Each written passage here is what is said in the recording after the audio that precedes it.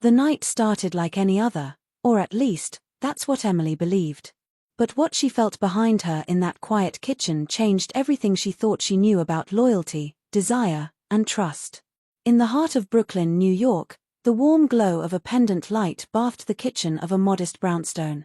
The clock ticked past 9 p.m., the hum of the city outside threading through the open window, the distant horns, the soft chatter of strangers passing by, and the occasional wail of a siren. Yet inside, the world was calm. Emily Carter stood at the sink, her hands submerged in warm, soapy water.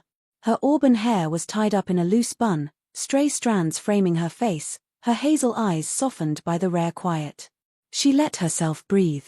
The rhythmic scrub of sponge against plate was almost meditative, a reprieve from her day as a graphic designer filled with endless client calls and deadlines. These solitary moments, when she didn't have to be anyone's wife, friend, or professional, were her sanctuary. Her husband, Daniel, had stepped out a few minutes earlier, running to the corner store for milk and eggs. "Just 10 minutes, he'd said with that easy smile that had once made her heart flutter. He kissed her forehead before disappearing into the night. Emily smiled faintly, grateful for the space but already anticipating his return. For a moment, the world felt small and safe. The lemon scent of dish soap clung to her hands, grounding her. Streetlights bled hazy gold through the window, streaking across the wet pavement outside. Emily closed her eyes, inhaling deeply. Peace. It was rare, and she cherished it.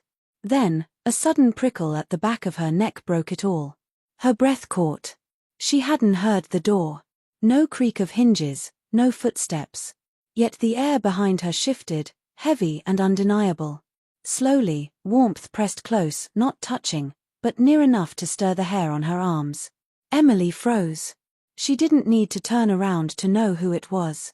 The scent gave him away, sandalwood and cedar, sharp and lingering.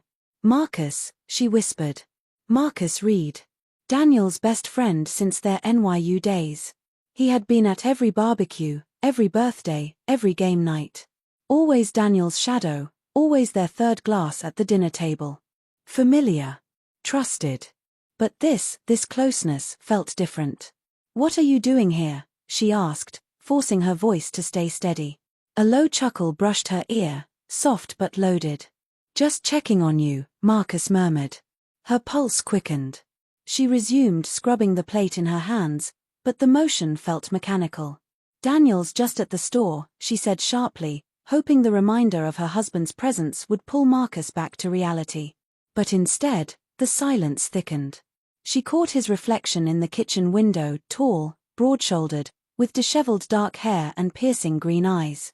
But they weren't friendly, not tonight. They were searching, burning into her, peeling her apart.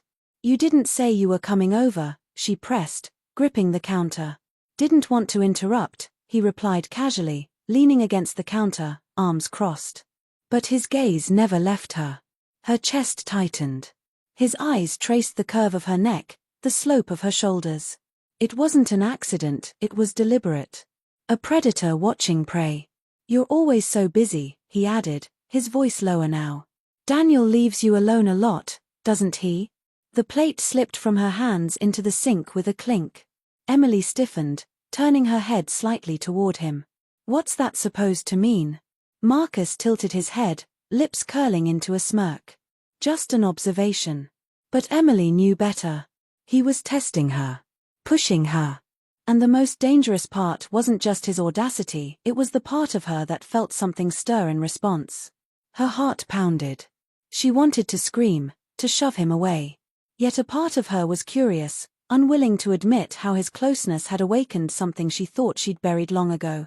"Daniel's my husband," she said firmly, her voice steady though her hands trembled. "He trusts you. He trusts me." But Marcus stepped closer. His body radiated heat through the thin fabric of her sweater. His breath grazed her ear as he whispered, "Does he?" The kitchen shrank around her, walls pressing in. She felt trapped, torn between morality and something rawer, something she was ashamed to even acknowledge. Her body betrayed her stillness, a silence Marcus twisted into invitation. "You feel it, too, don't you, Emily?" he whispered. Her stomach dropped. His words sliced through her resolve, hanging heavy in the air. And the truth, the ugly, terrifying truth, was that yes, she did feel something. Not love. Not even desire. But awareness. A crack in her marriage's foundation. And Marcus knew it. Before she could respond, headlights swept across the kitchen wall. The sound of tires crunching gravel jolted her back. Daniel. Marcus stepped back in an instant, his expression cool, as though nothing had happened.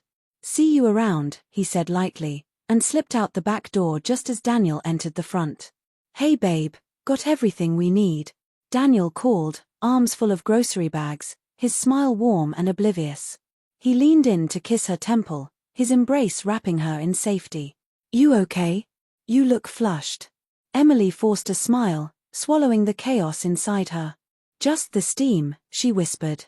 Daniel laughed, launching into a story about the checkout line, his voice full of ease. But Emily barely heard him. Her mind replayed Marcus' words, his nearness, his knowing smirk.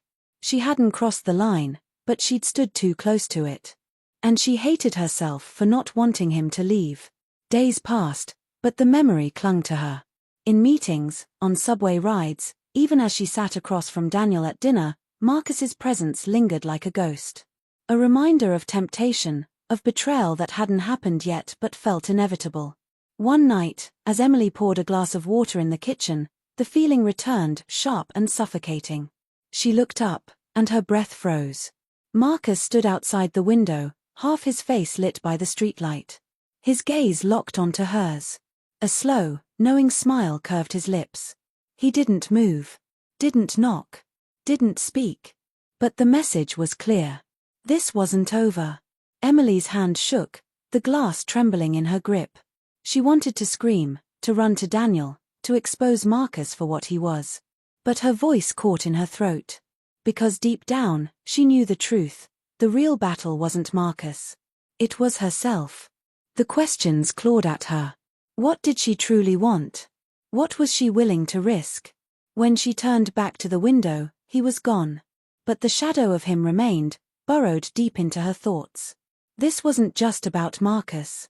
It was about her boundaries. About the cracks in her marriage she'd been too afraid to face. About the difference between loyalty and longing. And Emily knew one thing: the next choice she made could change everything.